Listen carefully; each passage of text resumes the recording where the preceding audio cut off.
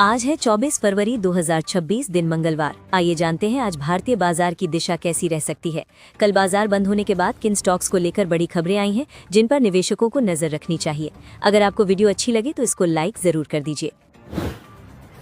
US markets की शुरुआत इस हफ्ते काफी कमजोर रही क्योंकि एआई से जुड़ी चिंताओं और ट्रंप की टैरिफ पॉलिसी को लेकर अनिश्चितता बढ़ गई है।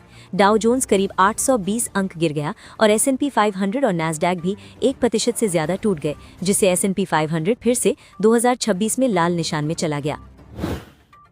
सबसे बड़ा झटका IBM के शेयरों में देखने को मिला, जहां स्टॉक करीब 13% गिर गया। इसकी बड़ी वजह AI कंपनी एंथ्रोपिक का नया ब्लॉग पोस्ट रहा, जिसने IBM के एक बड़े बिजनेस मॉडल पर सवाल खड़े कर दिए और निवेशकों को लगा कि AI उसकी कमाई को डिस्टर्ब कर सकता है।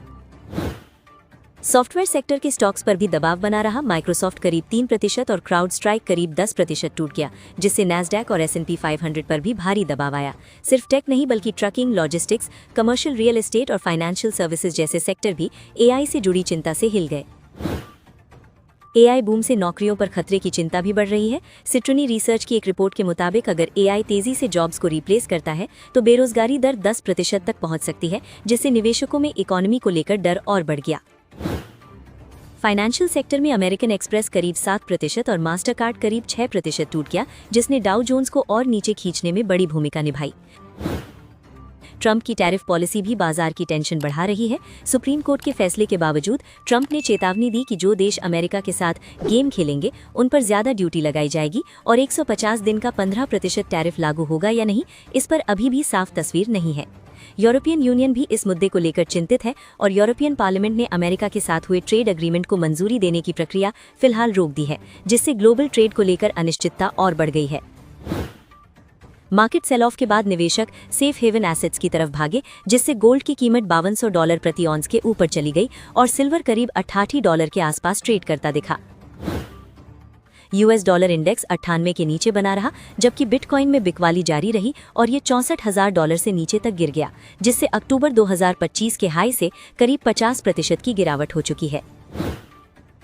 आज अमेरिकी बाजार में भारतीय IT और बैंकिंग स्टॉक्स में कमजोरी दिखी, जहां इन्फोसिस ADR करीब 5%, विप्रो ADR करीब 3%, HDFC बैंक ADR करीब 1.2% और ICICI बैंक ADR करीब 1% नीचे रहे।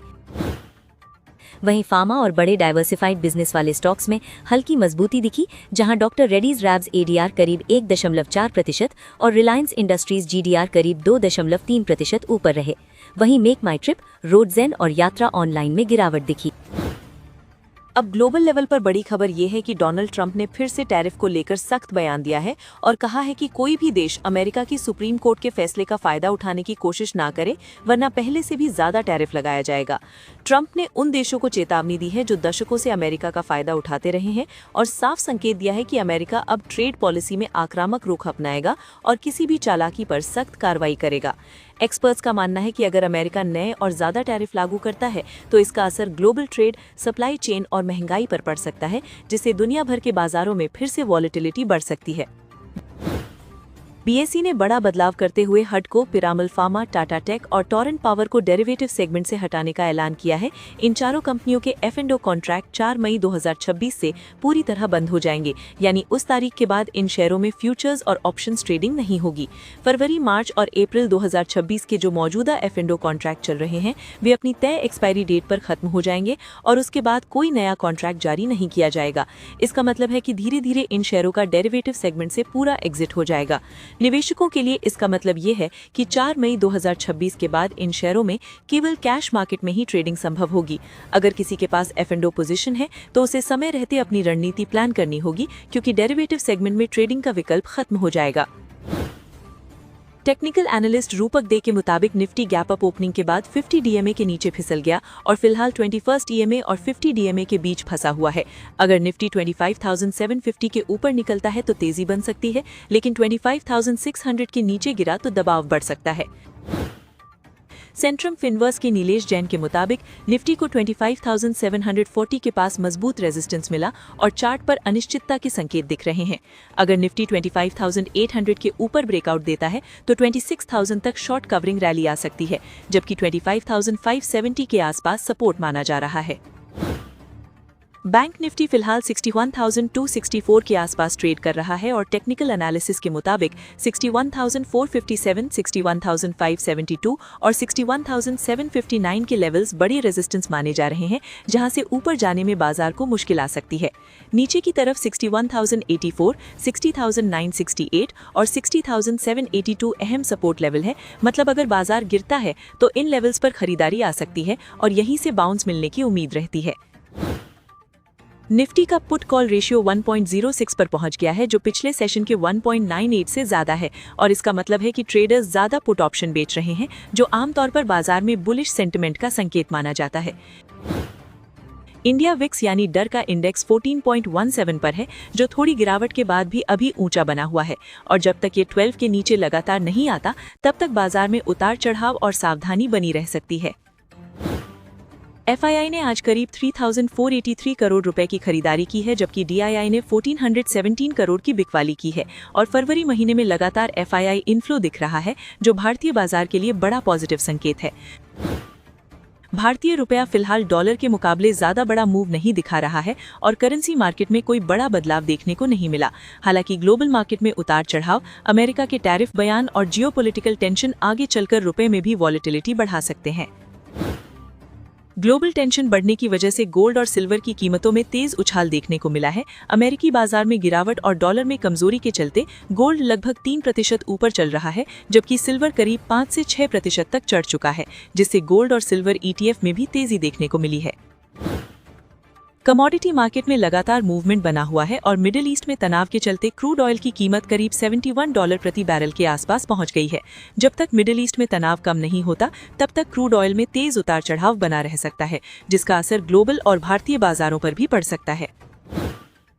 क्रिटिकल मिनरल और रेयर अर्थ सेक्टर की डिमांड तेजी से बढ़ रही है और एक रिपोर्ट के मुताबिक ये सेक्टर 2032 तक लगभग 18 से 20 बिलियन डॉलर तक पहुंच सकता है, जो मौजूदा स्तर से काफी ज्यादा ग्रोथ को दिखाता है।